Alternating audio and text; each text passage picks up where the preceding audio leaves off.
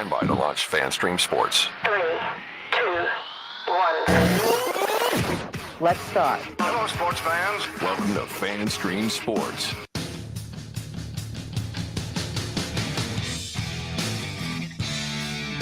Hello, everybody. Welcome into another edition of From the Rough, America's favorite golf podcast, live from the FanStream Sports Studios in not quite smoldering, but still somewhat hot Dallas, Texas. I'm IndyCarTim. That man right there alongside my left side, screen right, if you're watching this on video today, that is PGA of America member, Mr. John Gerber from Kansas City, Kansas. Hello, Johnny. We are back in Kansas City, Kansas. Good afternoon. Yeah, you're not melting, brother. So that's good. I heard the weather's a little bit better down there, so you're not melting. So that's a good thing. You look a little bit more chipper. I don't know about that Texas Tech hat. You know, this is a golf show. This is a golf. They have a really good golf program at Texas Tech. They do. They do. They do have a really good golf program. Yeah, here in Kansas City, man, the weather is just first class here. Looks like we're going to get some really nice weather here for the next 6 weeks, 8 weeks or something. So. Just got back here, spent a little time in Columbus last week. So doing some DSP media business and some FanStream Sports. A lot to talk about on that front. But, yeah, looking forward. We missed a couple shows here, but great to be back. Got a lot to talk about. So let's just kick it into gear, brother, and get going. Yeah, we will recap the Tour Championship and the red hot all of the sudden red hot Viktor Hovland. Winning 3 of his last 8 tournaments after he'd won just 3 in his whole career. He's now doubled that in the last 2 months. We'll get into a little bit of Viktor Hovland talk. We're going to talk, of course, the subject du jour all around golf right now is the upcoming Ryder Cup. We'll get into a little bit of the selections, those who qualified by points, and the questionable selections. Is it really questionable, though? I mean, it's questionable for a lot of people. But, you know, you and I talked about it last week, and then I talked about it on a little bit today and on Sunday before they made it out on some of the ESPN affiliates that I go on. And I heard through the grapevine, and I got 2 or 3 right. I heard through the grapevine, not to get too much into Ryder Cup talk yet, but that Cam Young was in. And I really think him missing he has played so poorly this kind of last half of the year. I think that really kicked him out. And some of these guys that kind of jumped up there and started to play well, I think that kind of hurt Cam Young. But we'll talk about that a little bit later on. But, yeah, controversy maybe, but really is it? I mean, again, I heard a long time. Zach Johnson told JT over a month ago that he was on the team. Well, then Zach Johnson's a terrible captain and should never be allowed to captain the Ryder Cup. Well, that's not true. That's not true. Stop. But we'll get into that as we get into some Ryder Cup talk. He might not lose a match. He might not win one either. That's true. All ties. But we'll get into some Ryder Cup talk. And does JT belong there? Does he not? I say he doesn't. And Johnny, of course, reluctantly says that he does, maybe by the skin of his teeth. By the way, teeth don't have skin. That's a weird saying. But okay, let me ask you something. Neither here nor there. Would you rather have him on the team or weird-ass Keegan Bradley? If we're going strictly by golf with my golf brain, I'm going to say Keegan Bradley. No one likes him. He's weird. I don't care. Doesn't matter if they like him. He's a better golfer right now. Why? We'll get into that. We'll get into that because look, I'm going to make some points for Justin Thomas. I'm going to make some points against Justin Thomas when we get into Ryder Cup talks. There's a good call that a tease in the radio business for everybody. Well, get you a couple shots, get you a couple drinks in the studio there before we do that because I'm gonna yell at you. That's all right. I don't want you yelling at me. I'm used to you yelling at me. That's true. And then, of course, we'll get into a little bit of the European Cup, Ryder Cup. Those who have already qualified, those who may be selected. Now that's an interesting conversation. That is going to be interesting, and you know. Everybody on the American side, not the players itself, but the fans think that this is going to be a cakewalk, and it's not. I mean, be careful. I don't know who thinks just be careful. There's a lot of people, but that's just a typical Ryder Cup Americans. Ryder Cup being Americans. That's the headstrong, patriotic, proud Americans that think that they do everything better than everybody else in the world, and rarely do they. I'm just saying. So we'll get into some Ryder Cup. And Canada is even worse. So let's just go ahead and move forward. Maybe the greatest country on the earth. Okay. Is that what we're saying about Canada? Yeah. Yeah. Terrible. Take off, you hose hound. That's what you need to do. Take off. Johnny, we have a tour champion as Viktor Hovland dominated the tour championship to hoist the FedEx Cup after a second straight victory in the playoffs. And there was no denying Viktor Hovland in this postseason. Man, he pulled off the rare BMW championship and the tour championship, claimed $18 million in prize money. Johnny, that makes in the last 8 days, he has made $21.6 million in 8 days. What does his wife/girlfriend look like? Do you think he's reevaluating his position in life right now with that money? Well, first off, if he's got a girlfriend or wife, one single girlfriend or wife, he is stupid. First off, second off is that money goes a long way in Stillwater, Oklahoma. That's where he lives with a couple of his old college teammates, right? So the guy's just living his life. And I haven't spent much time in Stillwater, Oklahoma, but I'm pretty sure there are some pretty women that go to Oklahoma State that will be more than happy to be his wife for about 12 hours, a couple times a month, and spend some of that money because I'm pretty sure that money. The only thing, they still got 3-2 beer in Oklahoma, because if that's the case, that's terrible. No, they got rid of that. They did? Okay. They did. Well, as of, I believe, last September. Thank God they did. But yeah, I mean, good for Viktor Hovland. And we talked about this last week when we kind of looked at the Tour Championship. Is if as great of a ball striker he is, and I love his move. I mean, he's been criticized a little bit on his golf swing, which I really love. He gets it inside, gets on top of the golf ball, and really traps it and hits that little beezer cut out there, man, and just hits it far. But when he's striking the ball as well as he has over the last couple of weeks, and he doesn't have to chip, and I know his chipping has gotten better, boy, the guy's a world beater. I mean, he has all the characteristics. He hits the ball straight. He hits a little cut. He hits the ball far. His irons are great. And that showed. I mean, look how solid he's played, over the course of really the year. I mean, he contended in the PGA Championship. He's contended in some majors. So, if you take – I mean, you can't really give him player of the year because he didn't really win a major. And I firmly believe if you win a major, you should win a major to win player of the year. It happens the majority of the time. And he just didn't kind of get to that point. But man, is anybody playing better golf in the last month than Viktor Hovland? No, I mean, and it's not even close. I mean, he won by a lot, at the Tour Championship. And I'm saying this, and even if he doesn't win, even if he didn't win, he's still playing as good as golf as anybody. So, like I said, sometimes you can play great golf and not win, and just so happens that he did win the last couple of weeks. And the more impressive thing is they're kind of two polar opposite golf courses. And that's what I was saying was This is how good this guy's game can travel so well. He plays in the bent grass up in Chicago, and the weather was soft, and it's a polar different type of golf course. And then you go down there, and then you go down to Atlanta in the heat.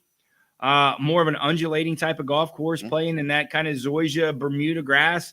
And then for him to be able to do that back-to-back weeks and then dominate, he dominated both weeks, man, it's really impressive. The only thing I'm really worried about is that, he's begging the Ryder Cup was next week, right? Because, that momentum that he has, he might lose. I'm not saying he's going to lose it, but, he's still going to work hard. But, boy, he's damn sure wanting to have that Ryder Cup play next week. Yeah, I mean, he's just the fifth guy to claim the final two legs of the playoffs, the BMW and the Tour, as we mentioned, and $18 million coming in this week for winning the Cup, plus what he'd already won before. So again, as I mentioned, $21.6 million in the last 8 days. He's done some heavy lifting over here in the playoffs. He's beaten a lot of people. He's beaten a lot of people that are better golfers than him. But, just like any sport, man, we talk about this a lot. In any sport, you want to be hot when you get to the playoffs. I don't care if you're a hockey team, if you're an NFL team, a baseball team, whatever. Hockey teams ride a hot goalie into the playoffs. Football teams ride a hot quarterback, maybe a hot defense. In baseball, you got some hot pitchers or some hot hitters. Dude, in golf, it's no different. You've got some hot putters or some hot drivers. And Hovland was putting it all together here in the last month of play. And it showed, man. And I don't know that anybody. I think you're a little bit higher on Hovland and his whole, where he stands in the grand scheme of things on the PGA Tour than I am. I don't dislike the guy. I haven't seen this from him before, and I thought he was capable of this. He just hasn't really done it before. Well, I'm highly impressed at the way what he's put together in the last month. I mean, he really has. I mean, if you really, you just because he hadn't won a major, but he is contending in a major. And the cool part about Victor is that I was up covering the Memorial for Golf Central Magazine, and you and I talked about it. When he won the Memorial the following Monday, he caddied 36 holes, walked 36 holes for his buddy in the U.S. Open qualifier, which was the Monday right after the Memorial. So he wins, and it was a tough win. It was late. The weather was terrible. It was hot. So he wins the Memorial. Less than 12 hours later, he's walking, carrying 36 holes of bag for his buddy to try to get in the U.S. Open. So that tells you everything you need to know, right? The easiest thing was, hey, bro, I'll pay whatever you want for a caddy. I'm tired. I'm exhausted. And it didn't like he finished fifth. He won and still did it, man. Yeah, so that kind of shows you the character of the guy, right? And, when you start looking at those types of things, you win on that golf course at the Memorial, at Murfield Village, you can win anywhere. And again, his game has traveled. You look at Memorial, it played very firm and fast. You look at these last couple events that he's played, it's played very soft. So obviously the guy can play anywhere, and good on him. And his big discrepancy, everybody was ragging on him for his short game and stuff like that. Well, hell, if you hit it as good as he's hitting it, you don't have to even worry about the short game. Yeah, it was interesting. I read several accounts over at I think CBS Sports. Obviously they cover golf pretty well. I think I forgot who the other publication was that I was looking at. Said that it was interesting before the final round, 29 of the golfers were out on the driving range, hitting balls, trying to get their long game in order. Viktor Hovland was where? On the putting green. Yep. Trying to get his putts in order. And turns out he's the one that won it. And like we said, not by a little bit. I wanted to talk a little bit too here, Johnny, before we get into some Ryder Cup and take our first break. Xander Schauffele, of course, coming up second at 22 under. You take away Hovland, you take away Schauffele, and it's kind of an open competition here with guys all kind of bunched up behind those two guys. Schauffele had just as good of a chance to win it as Hovland did, and he was back there waiting for Hovland to sort of fall down, make a mistake, whatever, and it just never happened. And, I know how you feel about Xander Schauffele. He's not my guy or anything. I don't dislike the guy again, but it just seems like he's always in this position where it's going to take somebody else messing up for him to come up and win something big, right? Yeah, what he shoot 61 or 62 on Sunday, and he kind of made that move, but he didn't have a choice, right? He's one of those guys. I'm not saying he's a boring player. And I'll tell you about Xander. He hits it a lot farther than people think. So he's not really limited in terms of distance on a golf course. So, I don't know what to say. He's a bit like Cantley. He's just so boring and mundane out there. Doesn't really show a lot of emotions. And I get that part, right? The emotional control part of the game is fantastic. But I don't know, man. It was a 2-horse race there for a long time. I think it was a little bit different. Xander was going to do what Xander does, just kind of plot around there and maybe shoot, 4, 5, 6 under. But, he didn't have anything to lose because he had such a big lead from the third place people. But, I don't know. I don't know. He just doesn't do it for me on Xander Schauffele. No. And tell you a guy that I think we're both real high on, and good God, what a year for this guy. As he comes into the year, having never won a tournament, he leaves the year finishing third in the Tour Championship, a major winner, and a first-time winner all in the same year, Wyndham Clark. Yeah. And this guy, and, his name's going to come up here too, here in a little bit in the next segment. But, I can't think of anybody that's had gone from – and I know it happened a little bit to Scotty last year, but I think everybody expected that from Scotty. They knew that was coming. I don't know that people saw that from Wyndham Clark to put together the year like he had. Yeah. I mean, this guy's been touted for a long time as having such great talent, right? He started his college career at Oklahoma State. He has some family issues, moved back up to Oregon. But, a lot of guys have been talking through the grapevine for years about this guy. And, he's one of those guys that we'll talk about here in a little bit. Like you said, on the Ryder Cup team, Ricky Fowler was kind of a mentor to him. And if you saw a little piece of a story that they did when he first went to Oklahoma State, he was like the #1 recruit in the country. So, I mean, there's not really any flaws in his game. And I think when you get to the Ryder Cup and you get to that point, that's why he won the U.S. Open, right? He doesn't really make a lot of mistakes.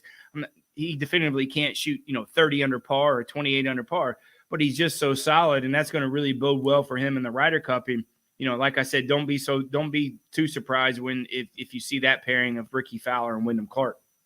God, that'd be so great, man. Two of my favorite guys on the PGA Tour, like without question. Yeah.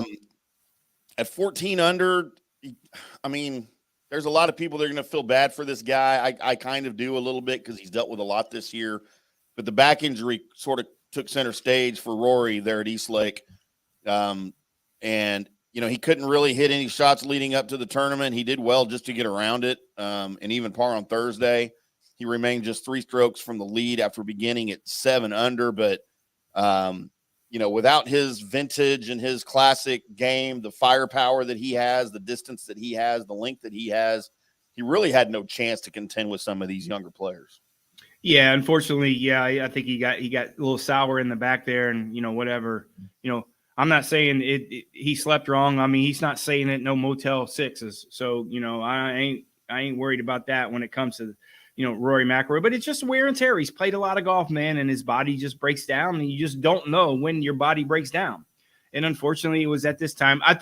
I thought he handled it in true Rory fashion. You know how I feel about Rory. I love Rory. I think he's every bit the pillar of the game, face of the game. I think how he handled live golf was just fantastic.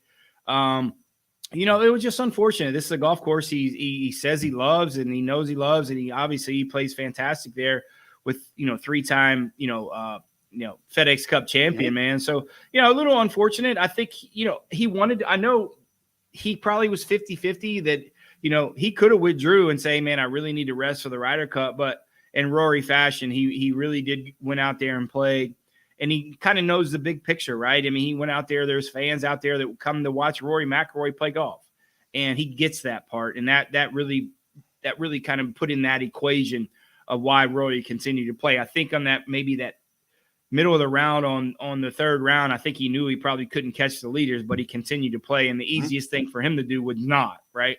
And when we would certainly all understand. I mean, we'd understand, but he stuck it out. He got some work done, and good for Rory. And I hope he's healthy for the Ryder Cup. And we've talked about it before. There's very, very few guys on the PGA Tour who will put the tour ahead of themselves, who will put the need of the masses ahead of what they need and what's comfortable and what's best for them. Of course, barring the risk of a serious injury or something. Obviously, nobody's going to put themselves in that position. But by him going out there and continuing to play, dude, he was doing it for his sponsors. He was doing it for the television audience. He was doing it for the people that were there live to watch him, even though, like you said, he probably knew he had 0 chance of catching these guys, and the easier thing would be to withdraw. But he sucked it up, man. He sucked it up for the game, right? He sucked it up for everybody that was expecting to see him try. And there's a lot of guys that wouldn't have done that. He just gets it, right? I mean, that's the easiest. Rory just gets it. I mean, I don't know. If people know what that means, they just get it, man. He's just one of those guys that gets it. Tied for 6th at T6 at 11 under, the world #1, Scotty Scheffler. Of course, he entered the week atop the FedEx Cup standings, but he couldn't hang on. I don't know, and you kind of know my thing with Scotty. Again, it sounds like I don't like him, but I really do. I don't like his game. I don't like his game. I don't like his – I don't know. There's just something that rubs me the wrong way, and it sounds stupid, right, because he's the world #1. I don't like to watch him play golf. I'm sorry. I just don't. Well, that's okay. I'm kind of glad he teed 6. Well, certainly Scotty didn't know this week for sure. I mean, if you looked at it, the last couple, It's a little similar last week, man. He's just been struggling so much with his putter, and it just puts so much emphasis on his ball striking. And this week, no fans are. This was fatigue for Scotty Scheffler. Yeah. I mean, how many times have you ever saw him shoot over par back-to-back rounds? It's been a long time that Scotty Scheffler has done that. We had him on our matchups this week, and I thought he'd have a fantastic back, on fourth round.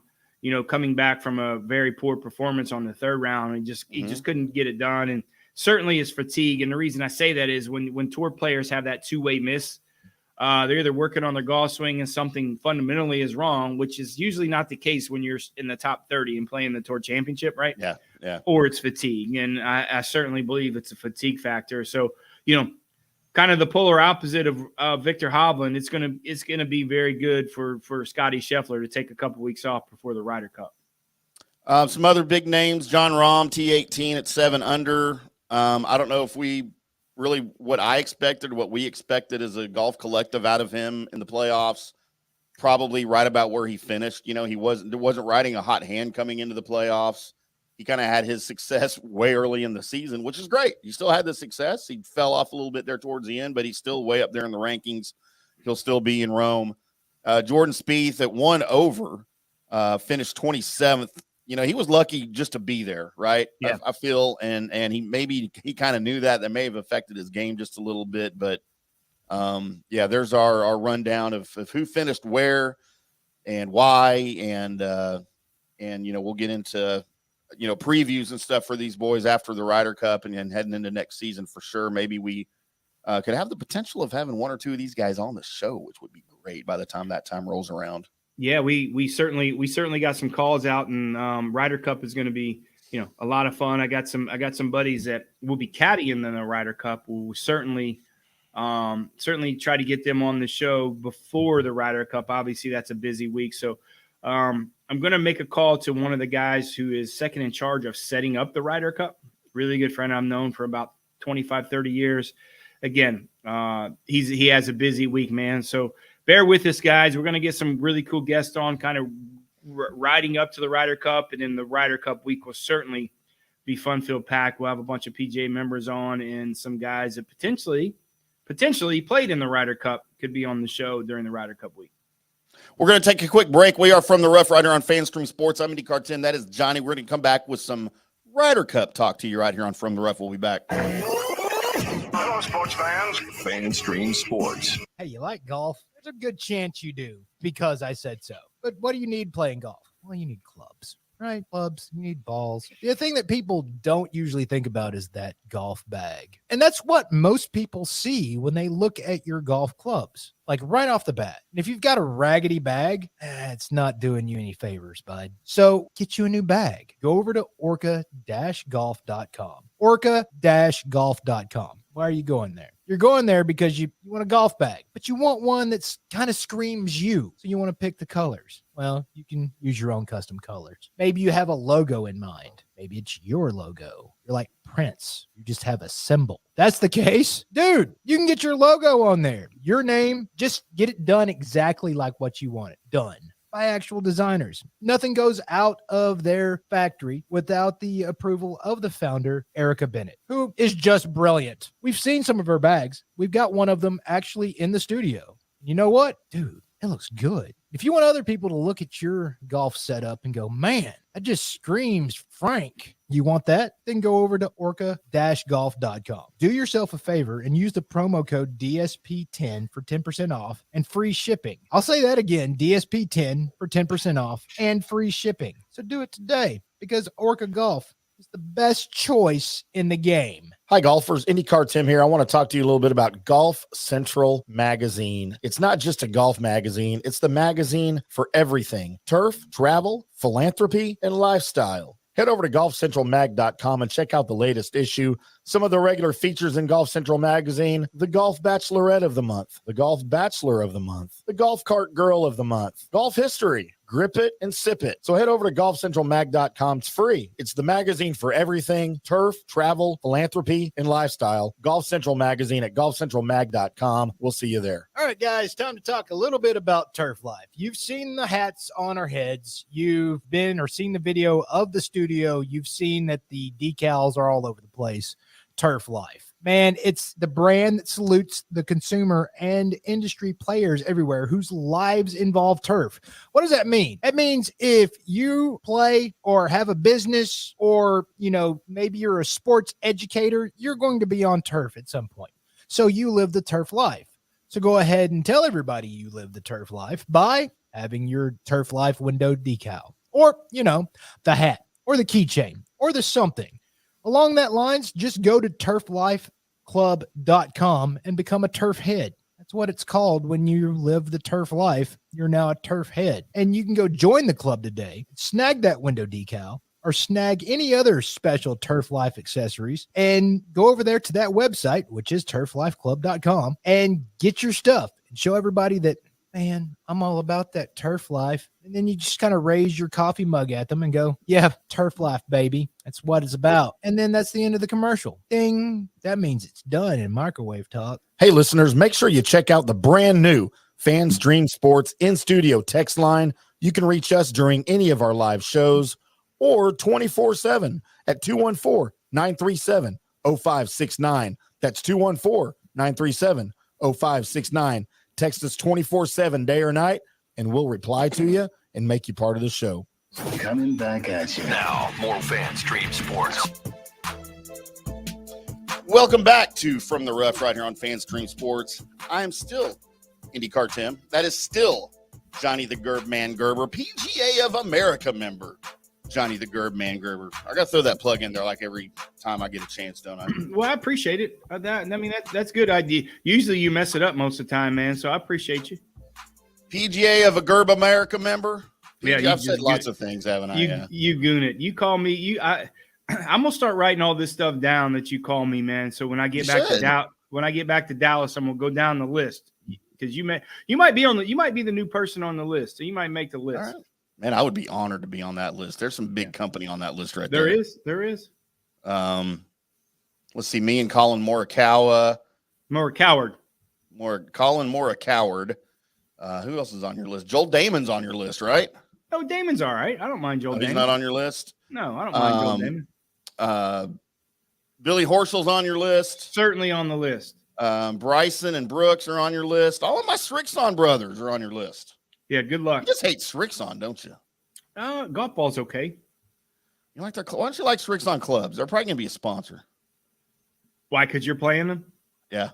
Okay. I mean, if they want to sponsor people that shoot 150, that's cool. You go ahead, Srixon. Hey, you know what? Get your Srixon. Let me tell you something about marketing and genius marketing by a golf company. Okay, who better to sponsor than the guy who leaves, 40 to 50 lost golf balls on a golf course for other people to find and use and play? Or the guy that, shoots par and doesn't lose one ball on the whole course? Is that really a question? Yeah. I mean, you're going to want your golf balls. Let's just like flying a helicopter over the course and just dropping a bunch of golf balls for people to find. That's what it's like when I go play. You're certainly a golf professional's dream, losing all those golf balls, because you got to certainly go buy more. That's for sure. I don't have to pay for them, though. I got a sponsorship. I guess. I just called Brooks. I go, Brooks, I need you to call in an order for me. He's like, man, I'm on you, bro. You and Brooks can be, hold hands when you hit that terrible driver they got. And then Brooks, I don't have the drivers. And then Brooks is like, hey, bruh, you weren't socks with your golf shoes today? Because if you are, you're out. You're outsy, man. We're on the Dunzo. I don't need you anymore. Y'all can untuck your shirts together. He don't like to tuck his shirt in either. You know what's so funny? So I played in a section event on Monday, and I didn't play very well. Long story short, that's not why I said it. Is there was like 2 or 3 guys in the tournament that wore an untucked shirt. They allow that?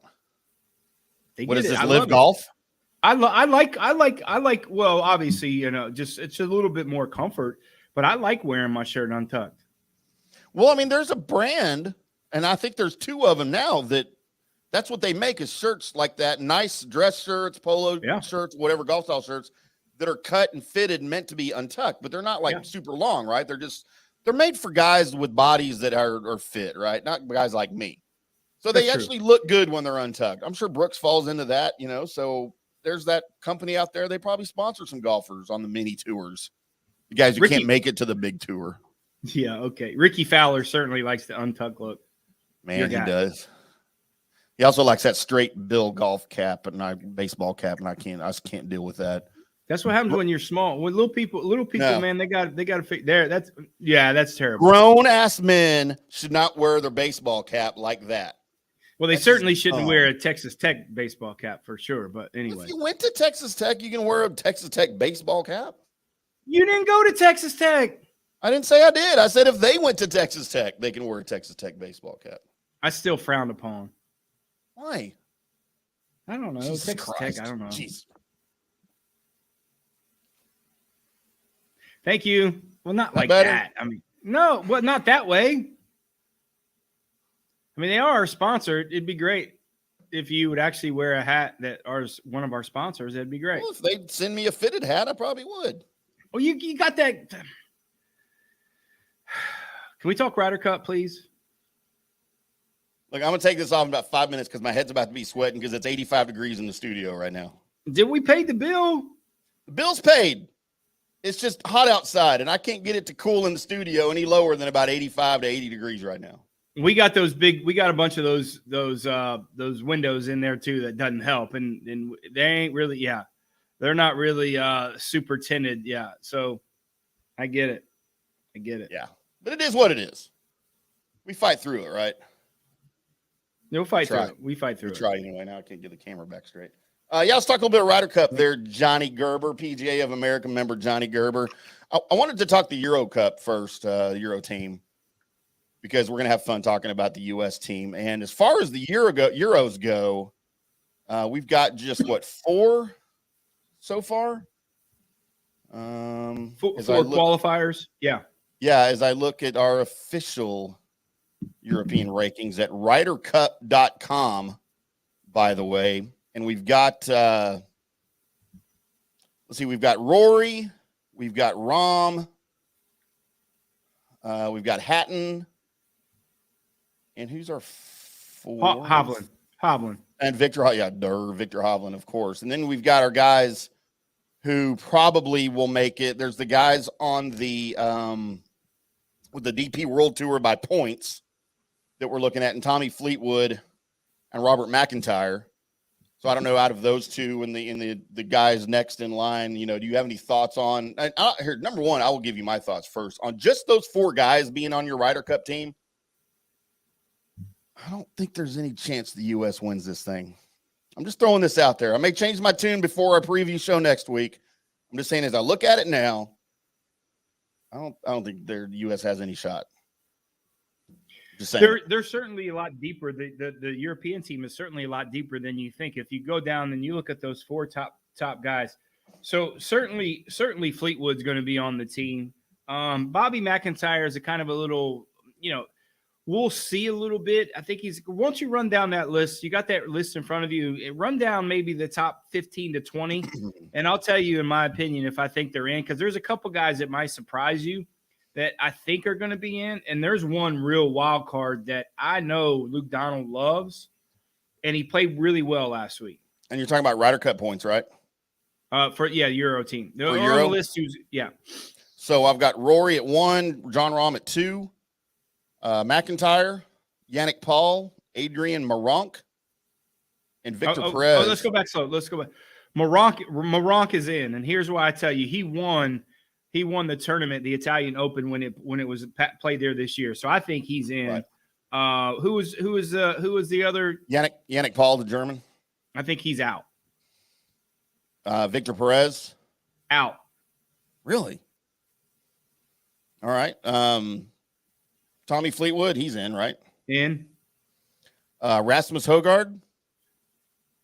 See, that's another wild card between him and his brother that's going to be close. He's going to be kind of that last pick with Bobby McIntyre, I think. Yeah, but his brother's not anywhere up on the. Yeah, Rasmussen is probably better than Nikolai. Nikolai's at 27 on the list. And they're twins. Yeah, which is weird. That's unnatural. So they might be both playing. We just don't know it. Adrian Otegi? Certainly out. Shane Lowry. He's definitely in. He's in, right? For sure. Just yeah. Based on experience. And then Hatton at 11 is already qualified. Jorge Campillo? Or is that saying America? Campillo? No, he's not. Jordan Smith? Nope. Thorbjorn Olesen? Nope. He's out. I mean, now we're getting into 15 and higher.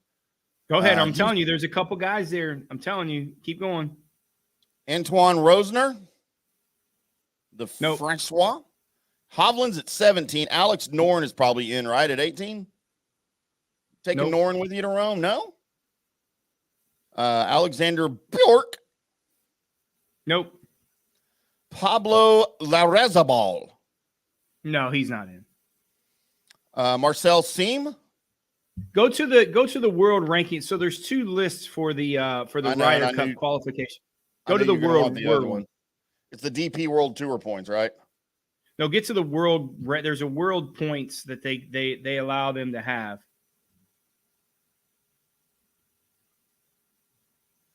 So yeah, that's why I asked you, because I knew. And you're not asking for the OWGRs, right? That's a different list. No, so there's two point list. Right, it's the official world golf rankings, and then it's don't you have just the DP World Tour points or the whatever the world so points? there's a Ryder Cup list, so they take them off too. So I'm going to tell you who's in before we even go through that. Justin Rose is in. I'm telling you that right now. Okay. Justin Rose is playing. I really do think Ludwig Egberg's in. Wow, that would be shocking. I mean, I'm not disagreeing. I'm serious. I just think he certainly. I certainly believe that he's in, and I think that last spot, if you continue to go down there, Lowry's certainly in. Mm-hmm. I think that last spot is going to be predicated on Højgaard or Bobby McIntyre, and they got one more event this week to play, and I think Bobby I found your list. Yeah, find it. Go. Okay, I'm going to start at 1. McIlroy, Rahm, Hovland, Hatton, Fleetwood, Fitzpatrick. Yeah, he's in. Sepp Straka. Straka's in. 8 is Shane Lowry.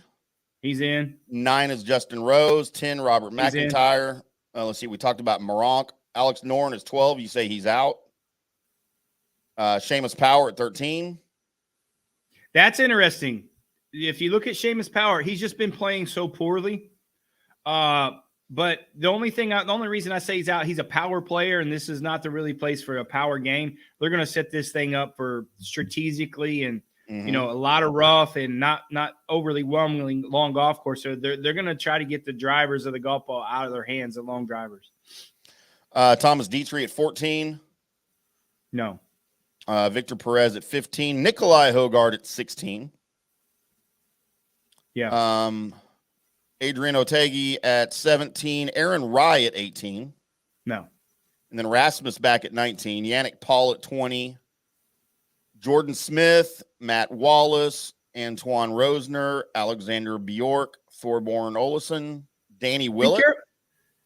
Be careful with Matt Wallace because he's certainly in that mix, and I know he's really good friends with Luke Donald. Mm-hmm. So be careful with him. But I'm just telling you right now, I really got a feeling that Luke Donald is going to pick Aberg. And I know he struggled kind of that little stretch in the summer when he was playing fantastic and they were paired together. But he's played well of late, and I think they want some new young blood on that team. And he's probably the best driver of the golf ball in the world right now. Stats show that. So I think Luke Donald's got a man. He's got to put a wild card in there, man. And I really think Ludwig Aberg, get him in there now. Kind of similar what they did 2 years ago with Scotty Scheffler, right? getting some experience, get a guy that's potentially going to be on that Ryder Cup team for years to come. I really think he's going to pick that. And I certainly believe Justin Rose is in, and then the other one that we talked about, Matthew Fitzpatrick. Dude, that's a strong – I mean, how strong is that team? I'm telling you right now, there's no chance the U.S. can beat that team. I mean, it's going to be – see it happen. I may have to put money on this Ryder Cup. It's going to be a hell of a lot of fun. That's certainly for sure. It's one of the – I was saying yesterday on an ESPN interview was – yesterday's press conference, even for the Ryder Cup, and we'll talk about that next segment, I was more excited to learn who he was going to pick than I've been in a long time, right? Yeah. I mean, just so much potential and so much, who's going to be on there and who's not. And I was certainly surprised, with all the here's where I'll say, if they hadn't to make the picks in the spring without the merger of Live Golf, I certainly don't think Koepka would be on the team. Oh, really? No. I mean, that's interesting. They'll make it stay. But don't you feel like they need him on the team? Yes, but they'll have principle. I think they would have made a pact, say, hey, listen, man, to contrary belief, people don't realize the PGA of America owns this event, the Ryder Cup, not the PGA Tour. It's not a PGA Tour event. Right. So a lot of people don't really understand that. But with Koepka winning the PGA, certainly helped. Him getting out of that top automatic spots. And I think with the merger and everything going on with LIV, I think if it's the same in the spring, that he doesn't win, he plays pretty good in the PGA, but he's right around that cuff and they don't really do a merger with Live Golf. I don't think Koepka is a pick because I think they make a pact to say, listen, we're not taking any LIV guys. Well, and that would be a good pact to take. Although I don't know, does the PGA of America give a crap about Live Golf and all that crap? Oh yeah, everyone. Yeah, absolutely. I mean, they're one of the 5 governing bodies that have a vote on things like that. But they certainly right. But I mean, they're more interested in winning the Ryder Cup than standing up for any principles right now, I would think. Well, I mean now, yes, but I mean you certainly, like I said, if you rewind, 4 or 5 months ago with all everything that was going on, I think the PGA of America puts a stand, say, listen, we don't want these guys on the team, and vice versa for Europe. That'd be great. Time for our last break. Pay a few more bills, get some more commercials in before the final segment of the show. We're going to talk a little bit more in detail about the United States Ryder Cup coming up here in just a couple of weeks and the big match out in Rome. I am IndyCarTim. That is Johnny Gerber. We'll be back in, about 3 minutes. We'll see you then.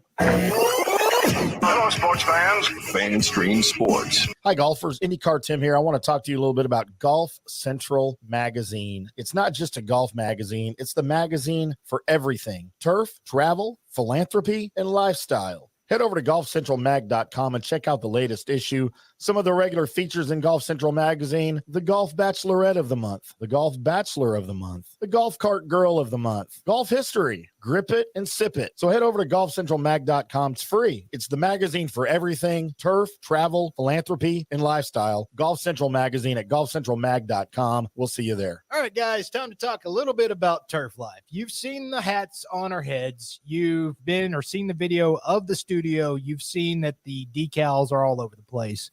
Turf Life, man, it's the brand that salutes the consumer and industry players everywhere whose lives involve turf. What does that mean? That means if you play or have a business or, maybe you're a sports educator, you're going to be on turf at some point. So you live the turf life. So go ahead and tell everybody you live the turf life by having your Turf Life window decal or, the hat or the keychain or the something. Along that lines, just go to turflifeclub.com and become a turf head. That's what it's called when you live the turf life. You're now a turf head. And you can go join the club today, snag that window decal, or snag any other special Turf Life accessories, and go over there to that website, which is turflifeclub.com, and get your stuff and show everybody that, man, I'm all about that turf life. And then you just kind of raise your coffee mug at them and go, yeah, turf life, baby. That's what it's about. And then that's the end of the commercial. Ding. That means it's done in microwave talk. Hello, golf friends. It's IndyCarTim from the Rough. I want to take just a minute here and tell you about our new friends over at Orca Golf. They make high-quality PGA Tour grade golf bags, and they're the best in the business. They're the real deal. They're the best bags I've ever seen. They even designed a bag for the Golden Bear himself, Jack Nicklaus. Head over to orca-golf.com and pick up a great bag from their catalog, or let them customize one just for you. You can use your own custom colors, your own logo, you name it. You work with actual designers, and nothing goes out without the approval of founder Erica Bennett. She's just brilliant. Visit orca-golf.com. That's orca-golf.com, and use our promo code DSP10 for 10% off and free shipping. Do it today. Orca Golf, best choice in game. Guys, let me tell you about Bay Area Modern Medical Center. Are you experiencing low sex drive? Sometimes when there's only one pickle in the pickle jar, you just got to eat that pickle. Moodiness, and you just don't feel like you have the vitality you once had? You're not just getting old, it's likely low testosterone. Studies over the last 20 years show a shocking decline in younger males aged 16 to 39. Older men have seen a sharp decline as well. Do something about it. Go see my friend Christopher Lugo at Bay Area Modern Medicine. Testosterone replacement is not a frivolous treatment. It takes a professional targeted approach that focuses on total body wellness, vitality, and emotional stability. Not a one-size-fits-all approach like many clinics use.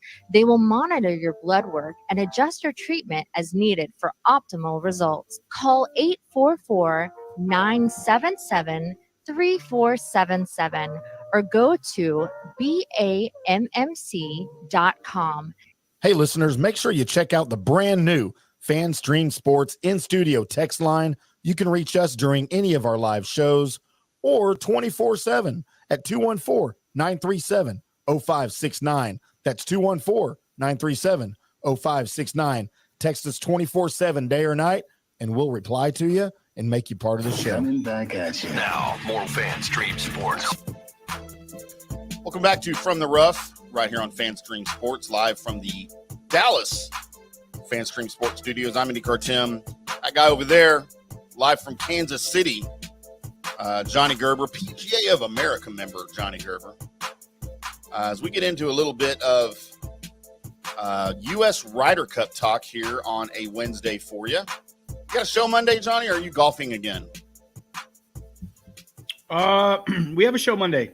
Yeah. All right. We're good, man. Isn't it Labor Day Monday? I don't know. I don't have holidays. I just work every day. So yes, we'll be doing a show on Monday. Yeah. All right. Well, good enough. So we'll be back on Monday with some more probably Ryder Cup talk, some more of the picks. Will you cut me off now? I mean, are we done? I guess that's it. I'm just promoting the episode on Monday. Okay. It's called Tease. Tease me. What happened to your hair? Is it so hot you burned all your hair off? That's what happens when you get old like us. I don't have the luxury of wearing a wig like you. What do you mean us? I don't know wearing a wig.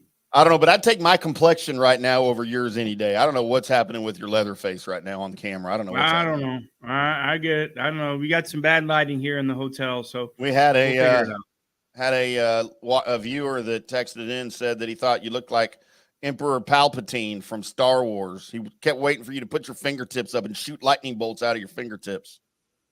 I was like, yeah, well, I'm kind of right there with you. Glad I'm not in the same room. I guess it's probably better than Jar Jar Binks or something. At least I don't look like Jar Jar Binks. I mean, I wasn't going to say anything. That's the only Star Wars character I know. Come on.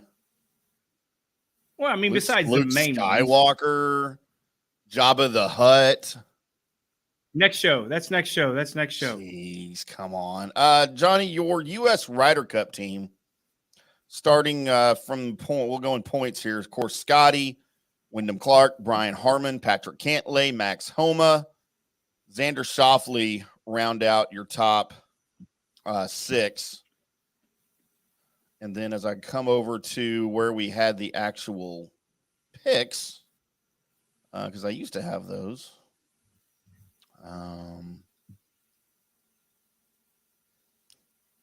As you'd think I would have all of this, ready already.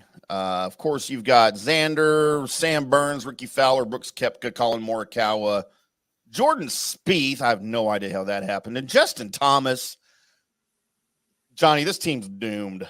There is no chance. They may get swept. I'm predicting a sweep. That's not going to happen. But, everybody's kind of, rah or la la or whatever they want to do in terms of this came down to two things. First off, Zach Johnson made it very apparent that the players picked these guys. He had his input. The vice captains had his input, but he wanted the coaches, the players, to pick their team, and they did. Justin Thomas was on this team a month ago. They were not this team was not going to be without Justin Thomas. Good, bad, and different. How he's been playing, he's had a poor year, correct. But look at it a little bit this way. Justin Thomas is not going to play bad golf forever. He's just not. So does this give him rest? Does this give him some time to continue to work on his game? He's been practicing more, and he's going to probably practice more than anyone else going into the Ryder Cup. I know he's going to play Fortinet, which is going to give him some reps, and he's probably going to be the only one that's going to play Fortinet going into the Ryder Cup. So the bottom line is they all wanted him on the team, and he's on the team. It's really that simple. I really thought that, again, like we talked about last segment, is I thought Koepka was a wild card, but how Zach was talking, and I think this is a little bit of fool's gold because I know for a fact Cantley and Schauffele aren't the best of friends with Brooks Koepka, right? That's they can tell all the BS that they want, but that's really the fact. So, but that being said, is he one of the best 5 players in the world? Yeah, probably. So how do you leave him off? That's the hard part. I think if Cam Young would have played better the last 3 or 4 weeks, I think he was on the team. Again, we talked about that first segment. I just heard through my sources that Morikawa, Spieth, and Cam Young were locks to be picks. So 2 of the 3 were correct. But I just think the form that Cam Young has been in, you just can't pick him. Like you just couldn't pick him. And leaving Keegan Bradley off the team, that doesn't bother me at all. That doesn't bother me at all. Jordan Spieth, there's no way unless they're injured. There's no way in the next 10 years Jordan Spieth and Justin Thomas are going to be off this Ryder Cup team. They're just not. It's not going to happen. It doesn't really matter. They're not going to be off the Ryder Cup team. So that's my thoughts. So I've got a theory, and I know why Justin Thomas was picked. Okay, everybody knows why Justin Thomas was picked.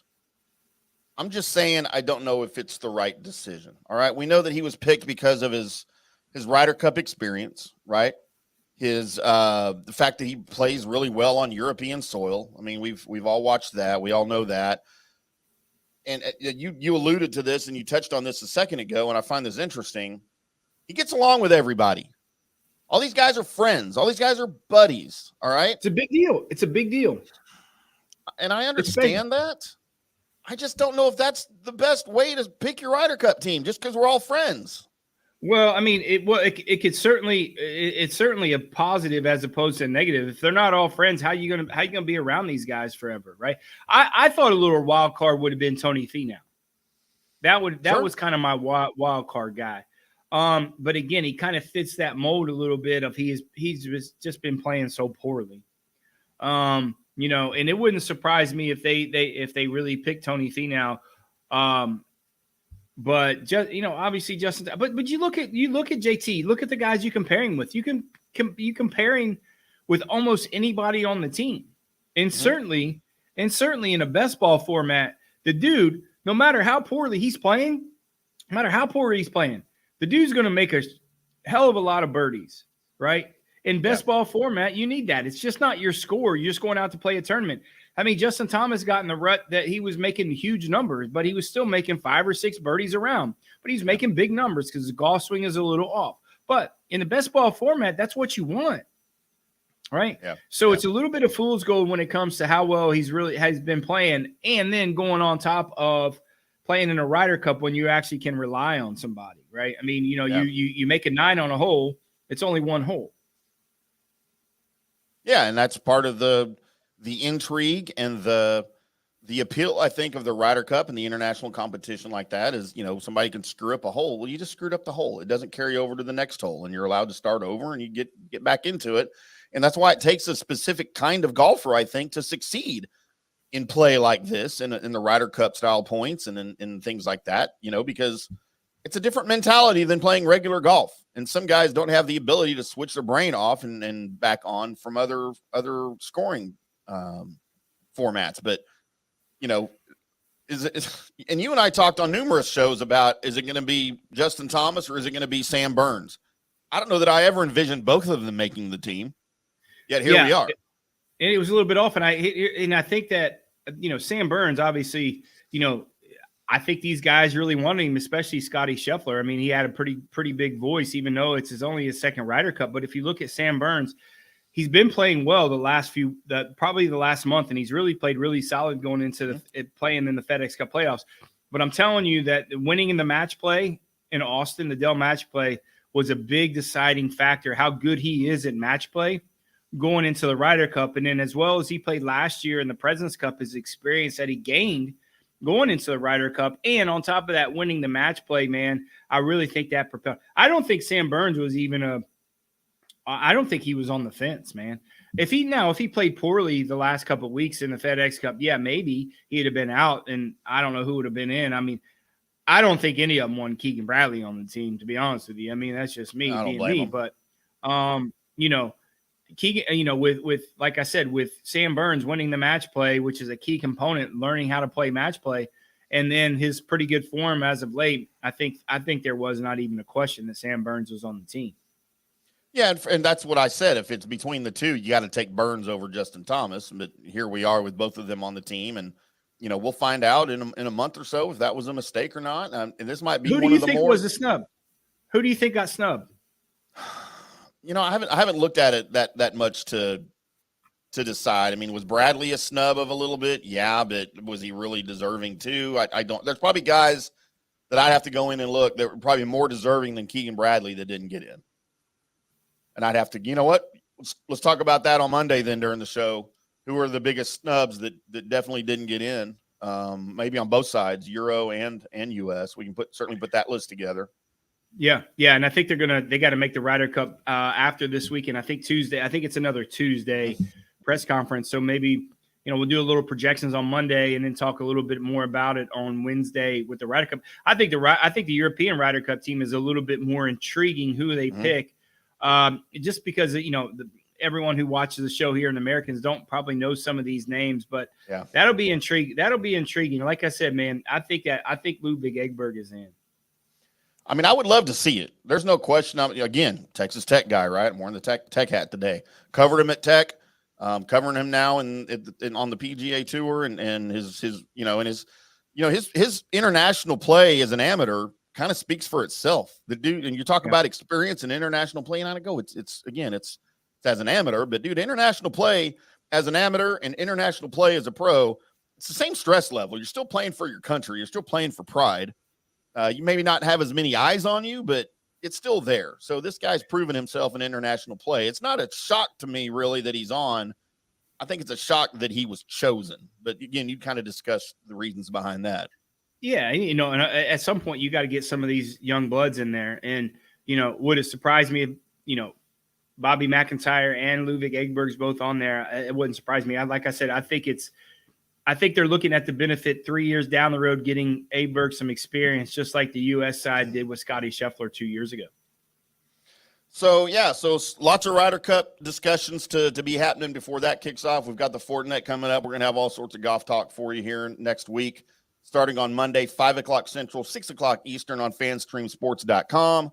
On the FanStream Sports app, by the way, download it for Android and iOS today. It's all on your app store for you. You get all of our live programming as well as the current shows of each one of our podcasts are up there too. And then on whatever your favorite podcast app is, go check us out over there. Like us on Facebook, subscribe to our YouTube channel. We'd love to hear from you on social media. It's right there on the screen. We are at From the Rough PGA. On X, I guess we're calling it X now instead of Twitter. I am at IndyCarTim. He is at J Gerber PGA Pro. We'll do it all again on Monday, Johnny. I'm assuming you're not playing golf or whatever. I'm going to play golf, but I'll be ready for the show. I'll go out there and play bad like I did today, so we'll figure that part out. Can't wait to talk about that. We'll see you guys next time, boys and girls.